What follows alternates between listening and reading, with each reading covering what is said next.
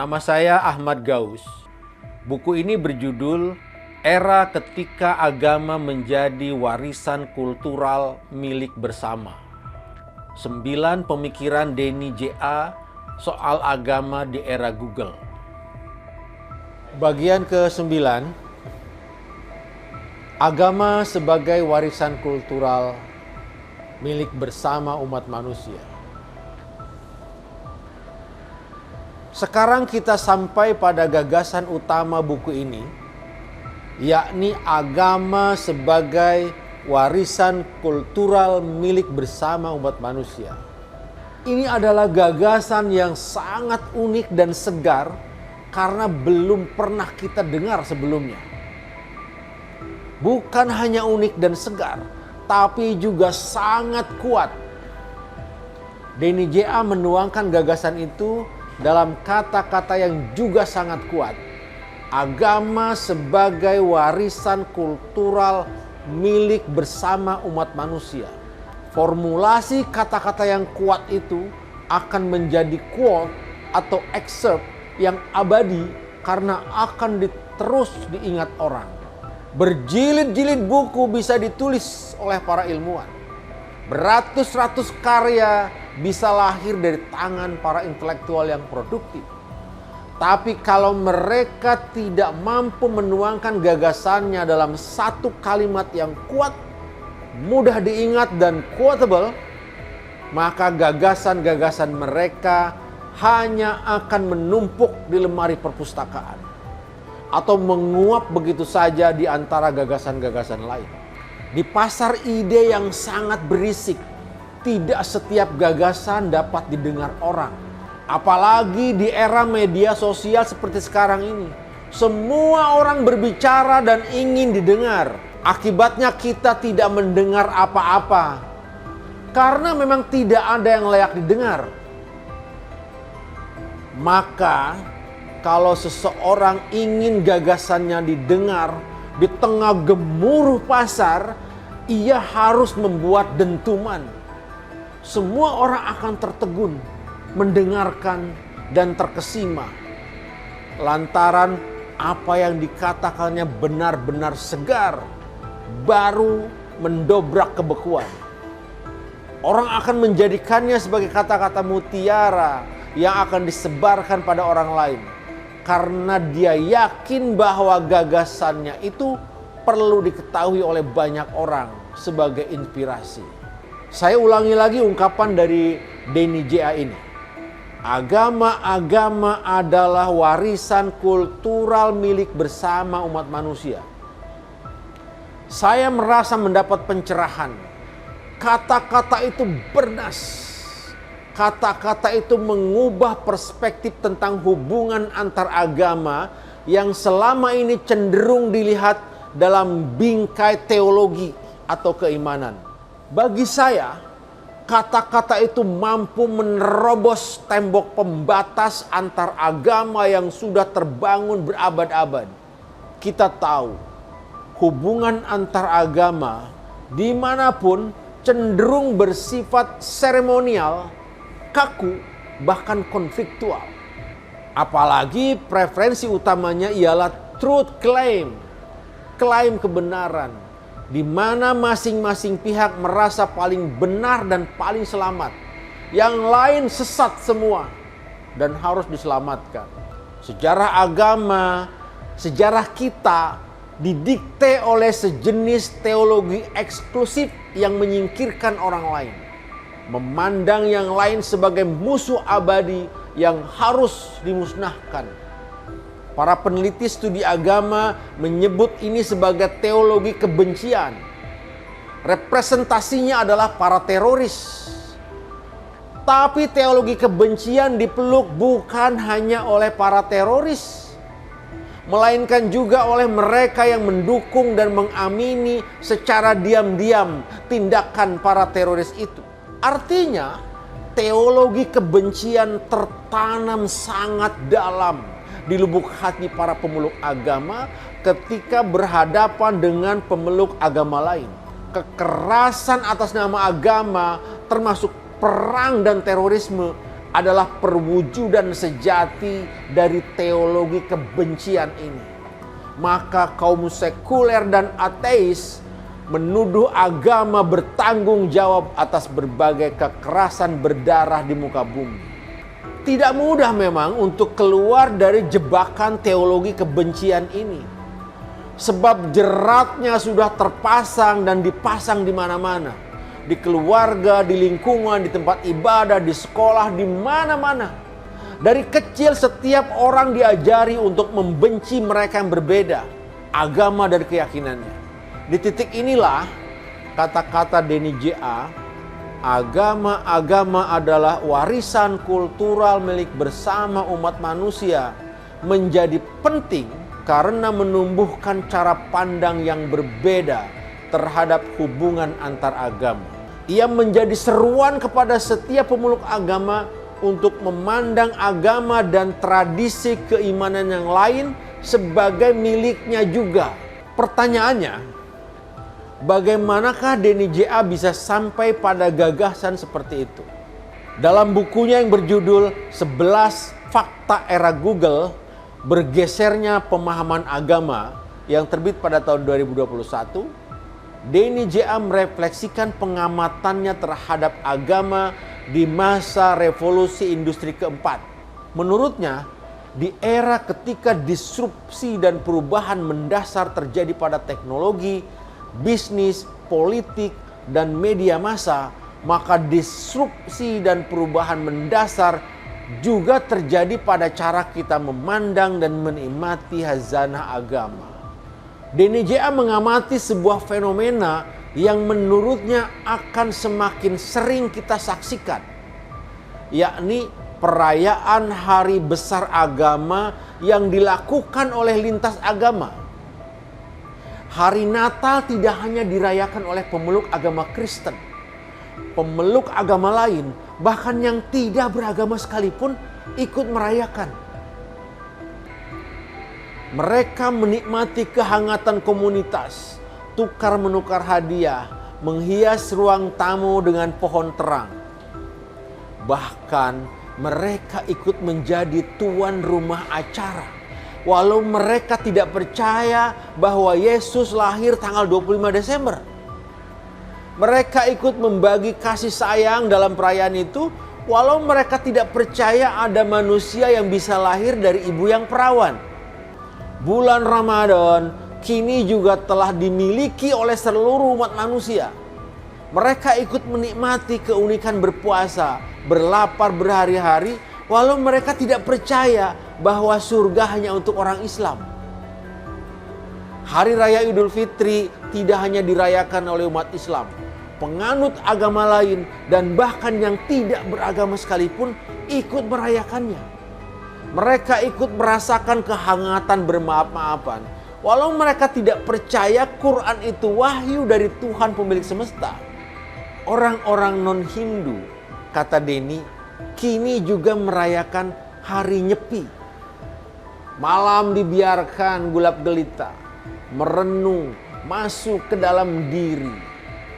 Momen ini ikut dinikmati oleh siapa saja, bahkan orang yang tidak beragama. Mereka ikut menikmati keunikan tahun baru Saka, walau tak percaya hadirnya dunia dewa-dewa. Mereka bahkan bersedia datang jauh-jauh ke Bali menikmati momen ini, walau sama sekali tidak percaya Bhagavad Gita itu karya Dewa Ganesha. Denny J.A. menyajikan sisi lain yang lebih positif terhadap narasi keagamaan. Ia menuturkan bahwa kini banyak orang yang dapat menikmati dengan rileks kisah Nabi Musa membelah laut. Walau mereka tidak percaya ini benar-benar terjadi dalam sejarah. Mereka mengambil hikmah kisah Nabi Nuh, walau tidak meyakini ada banjir besar yang bisa menenggelamkan seluruh bumi. Air yang ada di seluruh semesta tidak cukup untuk bisa menenggelamkan puncak gunung Himalaya.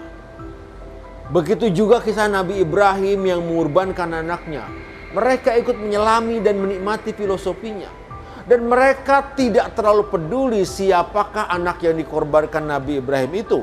Ishakkah seperti yang diyakini umat Kristen, atau Ismailkah seperti yang diyakini umat Islam? Mereka juga tidak peduli. Kok bisa penganut dua agama besar meyakini dua fakta yang berbeda, dan tetap diyakini lebih dari 1 miliar manusia dan lebih dari 1000 tahun. Ilustrasi di atas disodorkan oleh Denny J.A. untuk menunjukkan bahwa kini agama telah dipahami sebagai kekayaan kultural milik bersama. Agama tak lagi didekati sebagai doktrin benar dan salah, tapi agama dihidupi sebagai dokumen peradaban. Mereka yang meyakini agama sebagai satu-satunya kebenaran mutlak tetap hadir. Keyakinan hanya agama saya yang benar itu tetap tumbuh dan dihormati. Tapi mereka yang tidak lagi percaya pada agama itu tetap menikmati agama itu sebagai hazanah kultural belaka. Sama seperti mereka menikmati kekayaan adat istiadat. Inilah kearifan baru yang akan semakin banyak di era sekarang.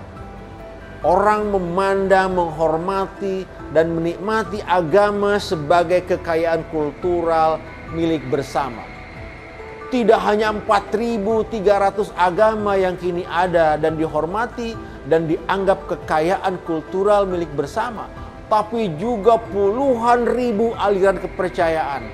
Mulai dari yang diyakini suku aborigin di Australia hingga suku terasing di pedalaman Afrika.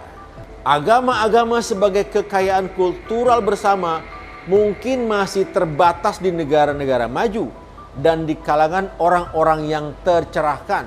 Namun fenomena ini harus terus didorong menjadi pola hidup yang masif. Denny J.A. menyajikan 2 tren besar. Pertama, tren menetralkan ruang publik dari dominasi satu agama. Kedua, tren menjadikan intisari ajaran agama sebagai inspirasi. Untuk tren yang pertama, Denny mengingatkan bahwa negara modern bertumpu pada konsep kewarganegaraan. Semua warga negara memiliki kedudukan hukum yang setara, apapun keyakinan agamanya. Ruang publik negara nasional itu milik bersama yang harus dinikmati oleh semua warga negara tanpa diskriminasi. Ruang publik harus dinetralkan dari dominasi satu agama. Tren yang kedua ialah menjadikan intisari agama sebagai inspirasi. Denny merujuk pada riset terkait fenomena era postmaterialisme. Era ketika data menunjukkan lebih banyak orang mati karena kebanyakan makan ketimbang kekurangan makan.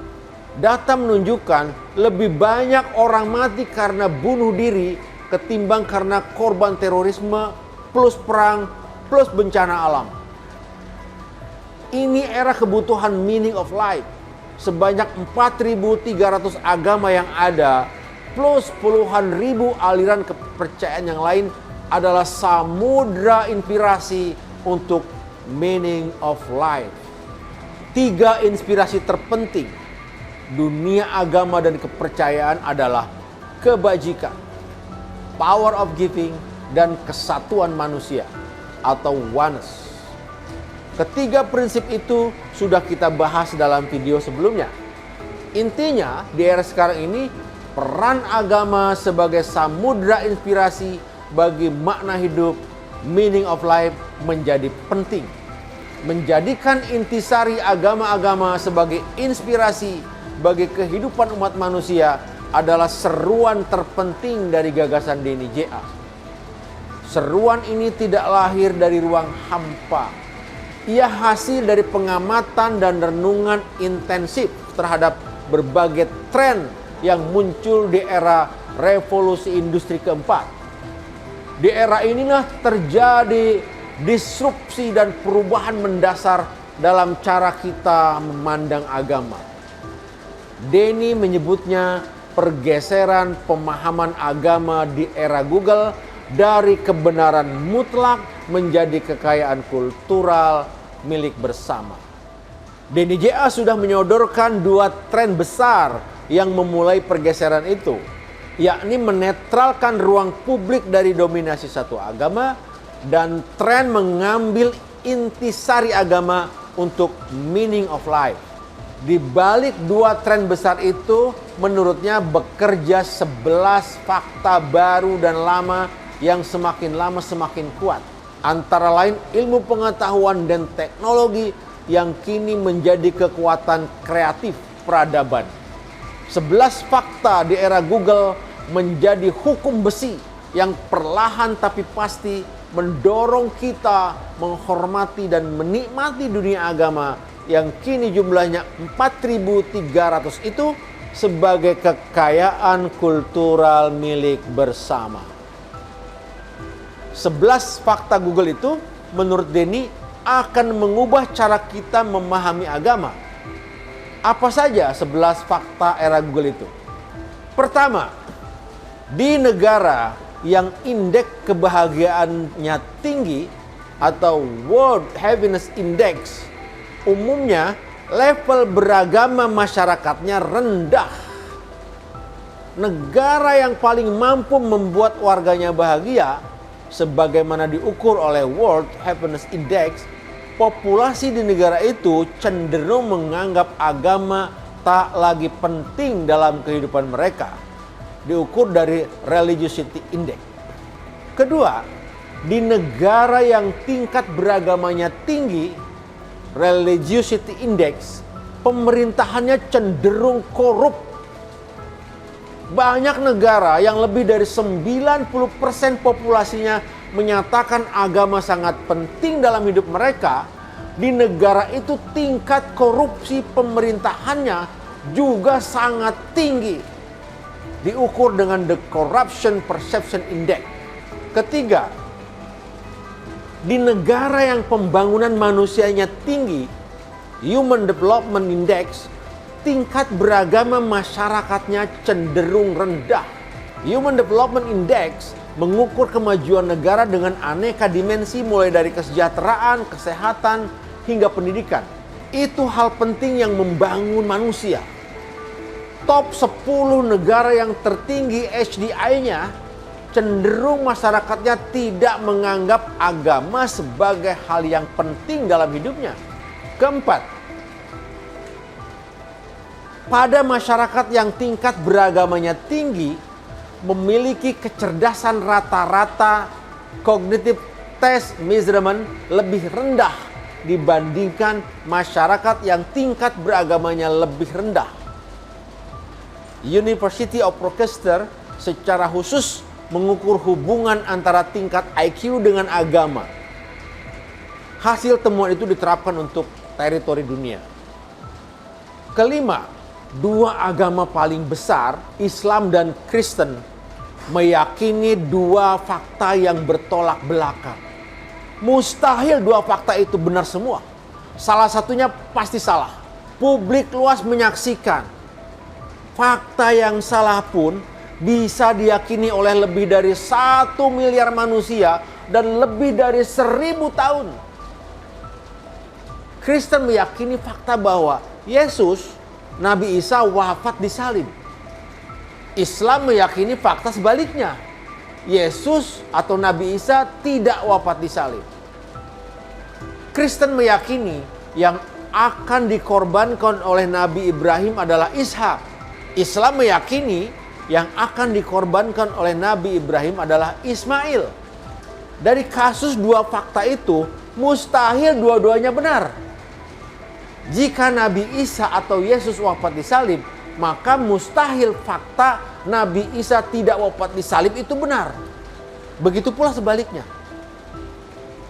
Jika fakta yang akan dikorbankan Nabi Ibrahim adalah Ismail, maka mustahil fakta Ishak yang akan dikorbankan itu benar.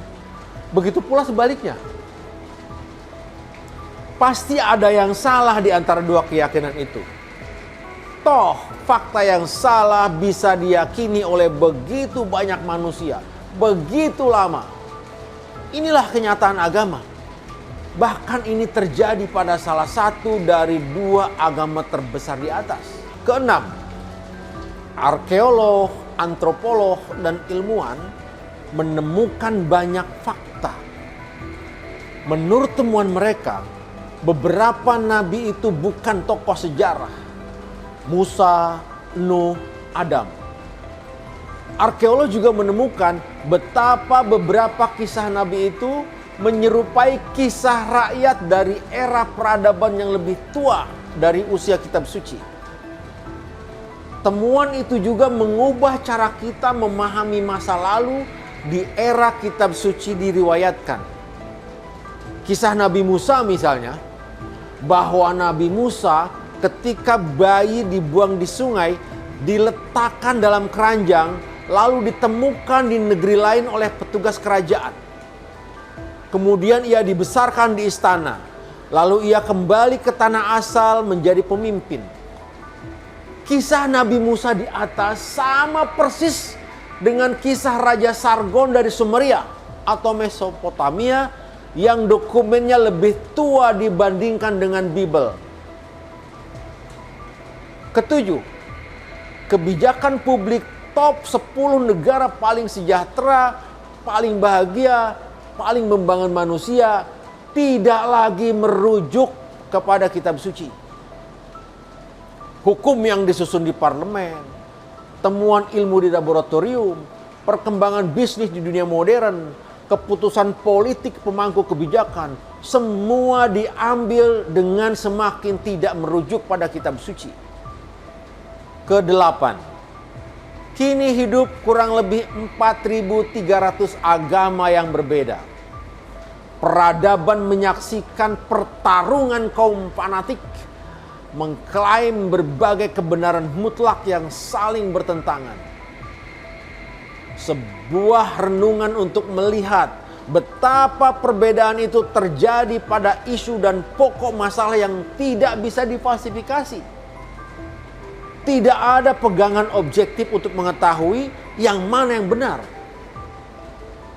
Kesembilan, setelah pendiri agama tiada atau wafat, yang tersisa hanya perbedaan tafsir para ahli. Para pendeta, ulama, biksu berbeda-beda memahami dan beropini mulai dari hal yang esensial hingga hal yang teknis.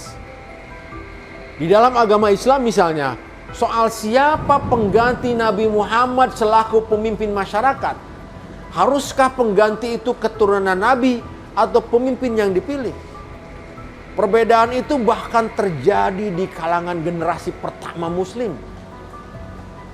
Beda sikap bahkan sudah ada pada mereka yang mengenal Nabi. Perbedaan itu telah membelah agama Islam menjadi Sunni versus Syiah. Hingga masa kini pembelahan itu terus hidup. Bahkan soal teknis kapan lebaran dimulai, Muhammadiyah dan NU memiliki metode yang berbeda. Hasilnya pun kapan lebaran terjadi juga acap kali berbeda. Hal yang serupa terjadi pada agama lain. Ke-10, perayaan hari besar agama seperti Natal juga mulai dirayakan penganut agama lain. Bagi mereka, Natal adalah peristiwa kultural yang cukup syahdu untuk dirayakan, walau mereka tidak meyakini agama Kristen. Pew Research Center mencatat betapa banyak penganut agama lain juga yang tidak beragama di Amerika Serikat tidak hanya hadir, mereka juga menjadi tuan rumah perayaan Natal.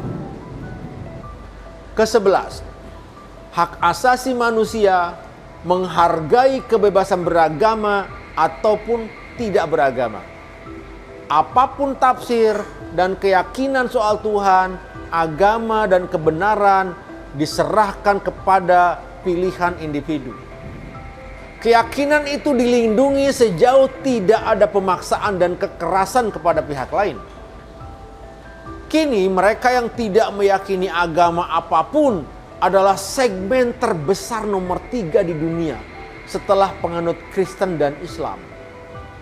11 fakta di era Google itu menurut Denny J.A. akan mendorong kita menghormati agama sebagai kekayaan kultural milik bersama. Ini merupakan temuan penting Denny J.A.